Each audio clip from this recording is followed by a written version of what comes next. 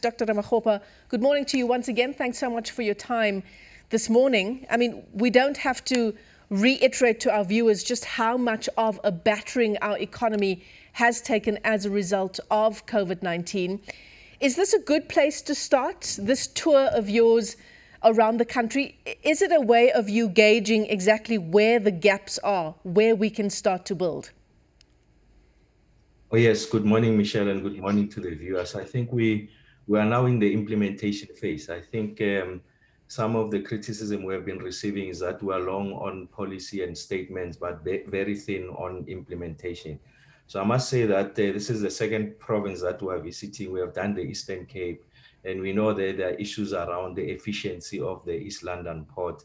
There are issues around the water infrastructure. There are issues around the inappropriate school structures in that area. So what we're doing is to address the following areas. The first one is the capacity of the various spheres of government to deliver on the promise.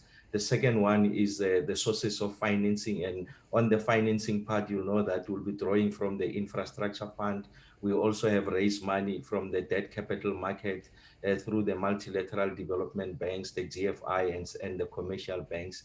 And the third area is around, like I said, the capacity of the state, whether we have the right kind of technical and financial engineering skills for us to deliver on this. And in this regard, I think sometime last week, we concluded an agreement with the private sector. They've sponsored high caliber individuals to be part of the office, and some of these individuals will be embedded in the various provinces to ensure that we are able to roll out the infrastructure projects. And then the last one is the degree to which we are able to accelerate the procurement space, so that when we get the right and properly qualified contractors to roll out these programs, it must be at the right quality, we must be within the price range that we have determined. So those are the kind of things that we are doing. So now we we are really hitting the ground running. It's actual implementation. So we've passed the point of making statements and promises, is to ensure that we are able to unveil these projects and create the much needed employment. Now, you talked about the Northern Cape now, where you are now, being the second province you visited. The Eastern Cape now is in the grips of a second wave of COVID-19, particularly the Nelson Mandela Bay Metro. How does that perhaps scupper or affect in any way these plans, as you say, to hit the ground running in that province? Well, it represents a major reversal because, as you can imagine, construction sites populated. There's a number of professionals that are on the ground, and the actual laborers, if you like. So it's going to undermine the ability of the state to roll out this project at the rate that it is required. Obviously, first and foremost is to ensure that we protect lives, but we must ensure that livelihoods also don't get to be compromised. So I guess that it's a very delicate balancing act, but I think for now will allow, if you like, the determination as it made by the health professionals to advise on the best way of how we are able to roll out infrastructure projects without undermining our ability to reverse the surge, if you like, the second surge of the pandemic. But yes, Michelle, I mean, in a nutshell, it's going to reverse, if you like, put a stop to the aggressive nature that we want to roll out this infrastructure project. Like the president said when he unveiled the economic reconstruction and recovery plan, the emphasis is on agency. We have to do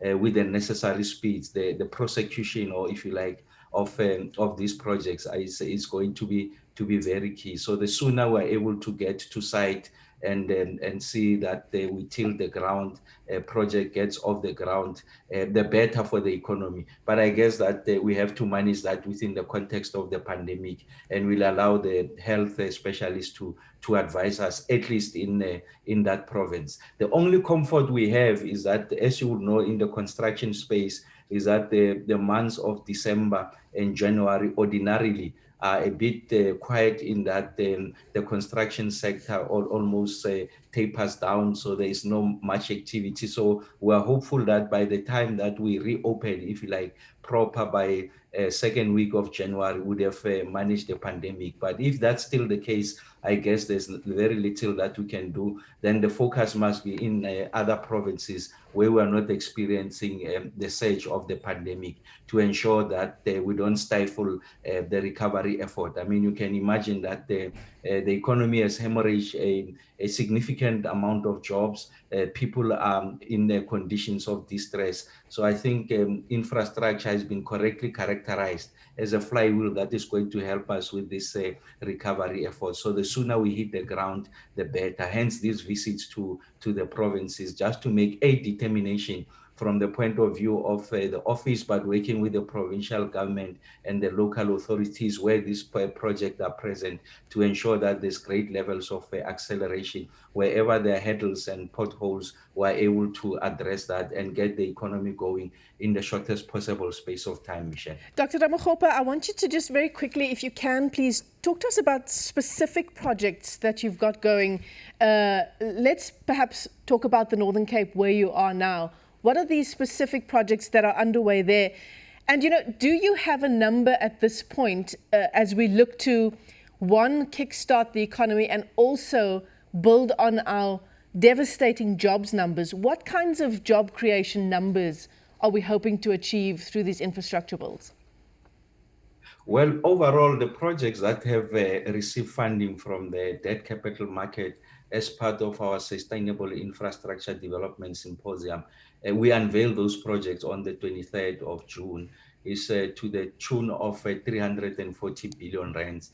And all of these projects are going to generate direct jobs to the tune of about 450,000 jobs. So I'm not talking indirect and induced jobs. I'm talking about the ones that will come directly out of these projects. But for the Northern Cape, really the flagship project has to be the Valhard's second phase of the irrigation scheme. That is an agricultural area here. So water is an important commodity, a significant input in the agricultural sector. So we're expanding the irrigation scheme there. The second one is that the student accommodation that is associated with the Solplaatje University here is going to be a key infrastructure project from multiple angles. And amongst those angles is the revitalization of the CBD here in Kimberley, so that we are able to repurpose some of the buildings, government buildings, to allow for student accommodation. And then the third one is a major infrastructure project, I guess. One of the grand marquee project, post-apartheid, is the Buchenbaai port. But they were still at the level of feasibility. So we're meeting with the project sponsors. We have already attracted the investment for project preparation to ensure that we're able to improve the efficiency of the transport network here in the country. And then there are projects that relates to the rehabilitation of municipal roads, that have to do with the elimination of mud school, that have to do with the provision of decent sanitation, especially in the schools that don't have municipal connection. So we've got innovations that makes it possible for us to have decent sanitation, even though you don't have a municipal connection. So really that's the focus about the Northern Cape. And I'm talking about projects that are good to go, with the exception of Buchenbaai. We're still packaging it. It's a multi-billion rand project, but to ensure that there's greater levels of traction. I think one of the problems we have with the suite of projects that we have announced is that they are concentrated in your more affluent urban centers and almost excludes the periphery, if you like, your rural provinces. The difficulty with that is that it's going to accentuate the urban-rural divide, the asymmetries with regards to access to basic services when you look at urban areas and rural areas and rural provinces. And that's why we have to concentrate on the more poorer, less capacitated in terms of skills and resources, so that we get the economy going across the board, Michelle. Yeah. I mean, when you talk about multi-billion rand projects, alarm bells already start to go off. I'm just thinking about the late Auditor General's last municipal audit report. Always, the hub for corruption at a municipal level is always taking place at a municipal level in provinces. in terms of the presidency's involvement in ensuring the money goes where it must, to ensure service delivery, to ensure job creation, to ensure the infrastructure builds that we are aiming to complete here. How are you going to do that, Dr. Ramokgopa? Michelle, it's a valid concern that you are raising. And I guess that part of the effort with regards to the economic recovery is likely going to be swelled by acts of malfeasance, if you like, and leakage. So one of the things that there are multiple things that we are doing, but I'll just mention two unique features of the rollout of this program. So the president did make mention about the need for us to have an open tender system. I think it's happening in other parts of the country. So we're simply perfecting that. So essentially what that means, amongst others, is that you audit real time. So as a bid specification committee sits, you already have the auditors sitting there. They are not contributing, they are simply observing the process. When it goes to the next stage of bid evaluation, the auditors are also submitting a report to the bid evaluation with regards to the work of the bid adjudication, the bid specification. And when the bid evaluation takes a report to the bid adjudication, the auditors also submit a report. So almost is real-time auditing. So you don't have to wait for an occurrence of malfeasance to happen. You are almost able to arrest it at the source. And the second one is around the private sector insists on what we call see-through. They want to be comfortable that every milestone critical stage of the project meets the required legislative imposition, so that there's greater levels of discomfort, because if projects are mired in corruption, malfeasance, it also tarnishes, if you like, the brand and image of the people who are funding this project. So those are the two key features that we are attending to. But obviously, Michelle, there has to be consequent management in instances where you are able to identify acts and confirm acts of malfeasance and leakage. There has to be consequent management so that these acts don't get to repeat themselves. Indeed. Well, thanks very much for your time this morning on the AM Report. Dr. Kgosientso Ramokgopa is Head of Infrastructure and Investment in the Presidency. He's on a tour of provinces to engage on provincial infrastructure build programs. Of course, that's as the